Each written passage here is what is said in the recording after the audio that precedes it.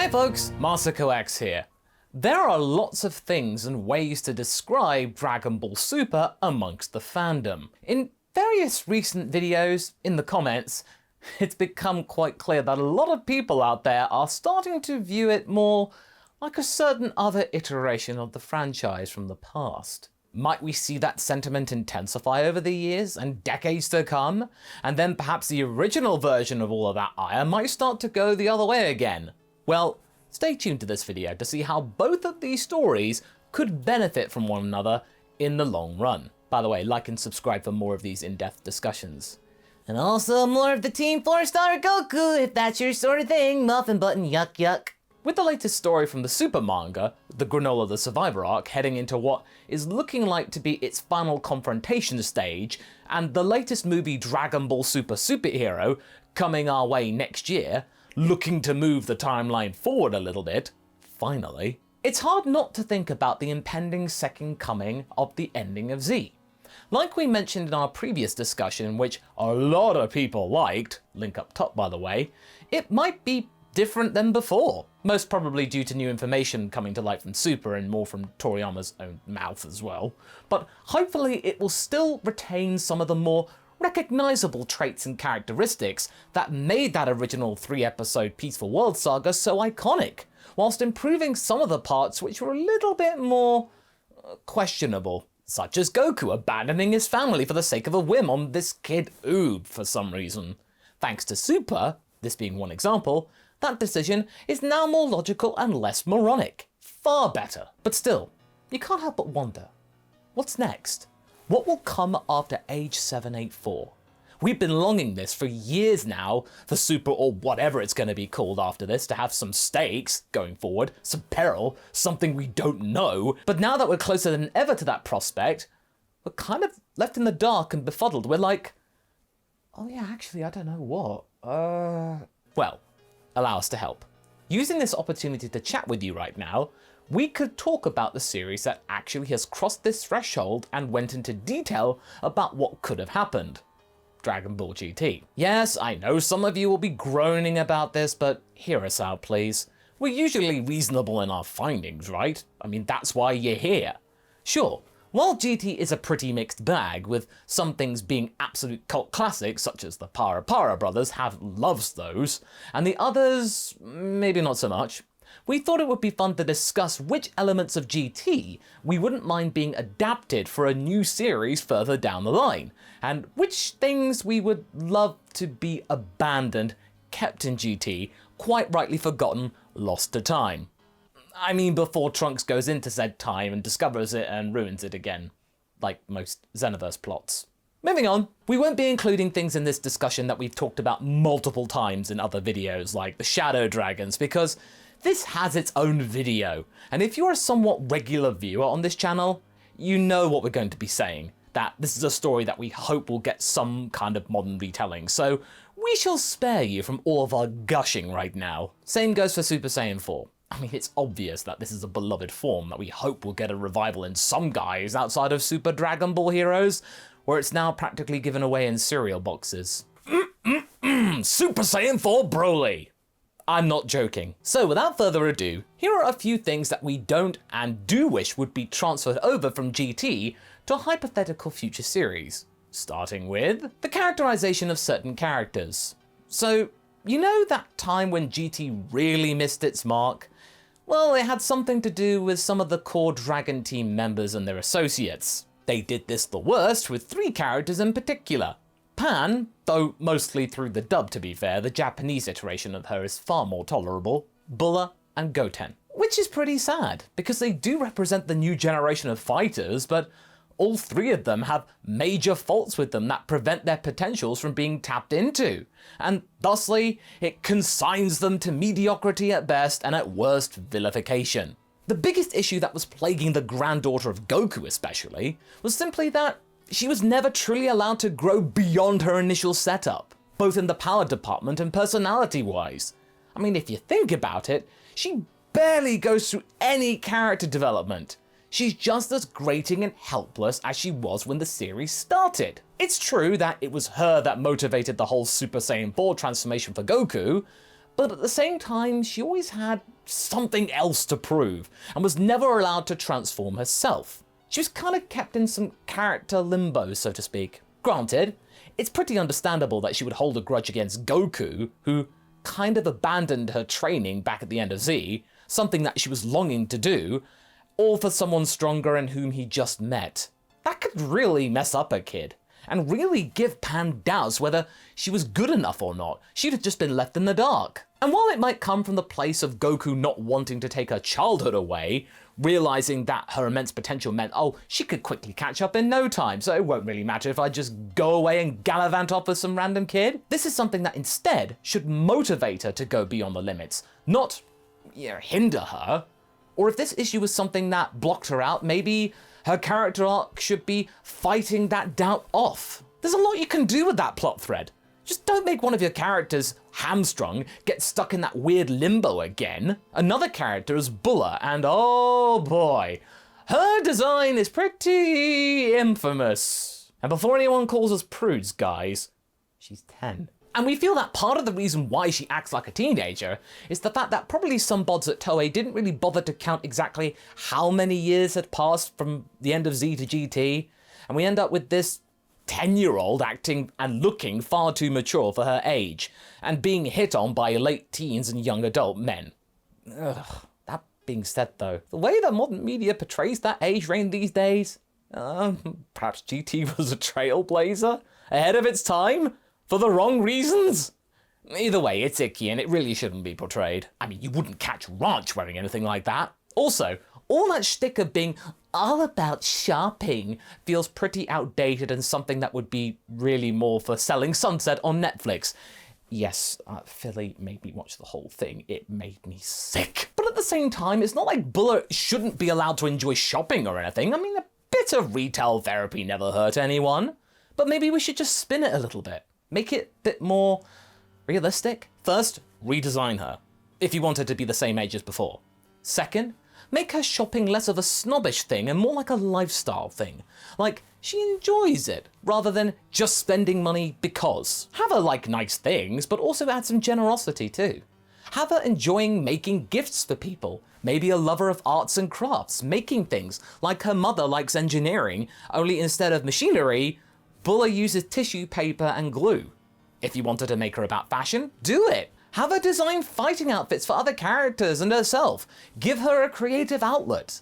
Also, she doesn't need to give up fighting to do that. She can do both. This would emphasize even further on her deep bond with her dad, which is arguably the best element about her in old GT. Take away some of the surface elements and dive deeper into some of those traits, and you can have a really cool and unique character. The last offender in this topic is Goten, who kind of became an annoying jock womanizer stereotype, completely different to the cinnamon roll he is in the Buu saga. What happened? This is probably the biggest offense against his overall character, far worse than just being described as a little Goku. And Goten didn't have much in terms of personality growing up to begin with, but at least he was a kind and responsible boy. To turn him into that annoying glued to the phone womanizing a-hole is a travesty. It should be noted, however, that if you want to make Goten a hapless romantic, then there is a place to do that whilst remaining true to his good-natured self, the good-intending nice guy motif, and no, not that kind of nice guy. I mean Goten being a straight-up nice bloke. There are ways in which you could follow up on him trying to have dream relationships but failing, but Goten should be at least considerate. He is arguably the best one in the Son family outside of Chi-Chi when it comes to social skills, so that should be made use of. And also, give him a more major role. You know who else got a pretty major role and it turned out okay for the most part? Our first positive point about GT that we'd like to transfer over to a new series would be to keep present Trunks. He's cool, ascot and all. And although arguably he's that way because of his End of Z introduction, Trunks is, arguably, the most likable character of the three main bods from GT. Kid Goku is repetitive, Pan is grating, but Trunks is alright. It also helps greatly that he is not a carbon copy of future Trunks, and he's not as bratty as he used to be in the Buu saga. It's nice to see that he has outgrown his certain spoiled traits, something which we sort of see still in Super. And whilst he's not growing in size in Super, He had some pretty good scenes that gave us some hope that his development would go in the right direction. You know, the whole interaction with Future Trunks thing. But the biggest problem with Trunks though from GT, like with Pan, is that he didn't get anything beyond his decent initial setup. No real character arc. He was just there for the ride. Occasionally getting a glow up for the sake of a gag, but not much else. And you could do more with that. Trunks is really smart. Arguably maybe even smarter than Bulma. He is also prouder than he seems, despite his humble disposition. You can really play with this, but his neutral self is nothing to complain about, at least. We like this Trunks, and we'd love to see it more. But do you know what we don't want to see more of? No more Kid Goku. I get it. The showrunners of GT wanted to rekindle the magic of the original Dragon Ball. But like we said before many times, these guys weren't Toriyama. They weren't even Takao Koyama. And their expedition failed within 3 episodes. They didn't get Goku outside of the Z version. So, yes, the biggest missing of the mark, not you Hercule, calm down, in the entire series was making Goku a kid again. It was weird, it was awkward, and unnecessary outside of a publicity stunt. Can you imagine if this was modern day and you said, oh my god, Kid Goku is back? The amount of clicks that would get! But if you really want to have a Kid Goku, just simply set the story in the timeline of the original DB. Making him this weird adult-child hybrid thing didn't pan out well. And we're dealing with the hiccups to this day with how Super Goku's being characterized in the anime. It's just a version of the GT Goku. Yes, Goku was never that serious in the original, but the whole devolution of his overall character started here in GT. And not for nothing, but the whole child-relatable character is not going to be your 50-year-old man in a child's body. That just doesn't work. Oh, and okay, we want to get around that.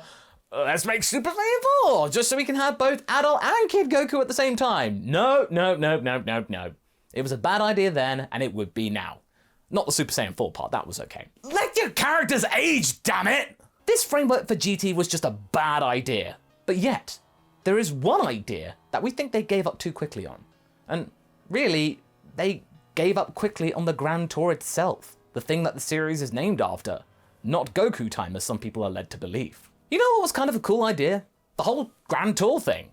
Yeah, it didn't work out at the time, but only because Toei did not find a decent grounding to build off of, and then reverted to a more Z-like storyline come episode 16. A space adventure feels exciting, and could be done well. I mean, that's what Hav and I are doing for Revelation F, are having great times with that. You should really give it a look. And if you put more effort in the actual adventure, maybe mixing some new stuff with the old, showing us how some of the familiar races and people live, whilst maybe mixing in some new ones as well, sort of like what the Super manga's doing, because sometimes it goes back to Planet Zune and all this other stuff that we saw in the background. It's like, oh, there's a little more. Super's doing well in that. Enhance the civilizations and species that we know of already, build vertically instead of just spreading out and making constant new ones. Just have a mix of the two. In our minds, there are so many places in the timeline where we can go in and outside of Universe 7, and a GT type of story would work really well for a modern Dragon Ball. There's plenty more places to explore. Having Trunks, Goten, Bulla, Pan, Marin, and Oob visiting the strange new worlds could be really entertaining.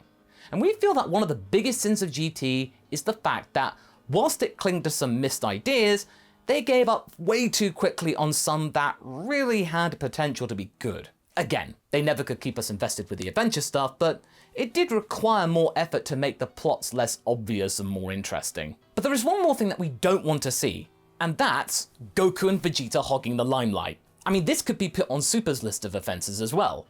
But recently, with the Dragon Ball Super Broly movie, the Granola the Survivor arc, which introduced their own main characters, as well as Dragon Ball Super Superhero, that irritating trope might be heading out the door. This new movie seemingly will focus more on Pan and Piccolo, not Goku or the Prince. And look, we get it. Goku is the main character, so it's obvious he will get a lot of the spotlight, sure. But with such a big cast of colourful characters, would it really be so hard to give other ones some time to shine? To allow the kids something to do, something awesome? To give the humans a proper send-off so we can have some closure? Some people like to argue that, oh, those characters no longer have that much importance, so why bother? But we think it's mostly related to the fact that they were kind of left out power-wise. And you could really pass the torch without getting rid of Goku or Vegeta. You can just divide the threats between the characters. Goku and Vegeta can go off to the universe and help with their problems, whereas the rest of the characters can help defend Earth. And GT was really obnoxious with this, with Super quickly tossing away as well Piccolo and Gohan, but hey, at least 17 and Future Trunks had their moments, so please, future series, we like variety. And similar to variety, when looking at GT, we like Dragon Balls at the center of the story. Whilst the newest manga arc has introduced a new set of Dragon Balls that are crucial to the story, we'd like to revisit our classic set now and again. After all, with what the Cerulean set can do, who knows what the real limits are of the most well-known set of the magical orbs going? The thing is that they have been with us from the very beginning.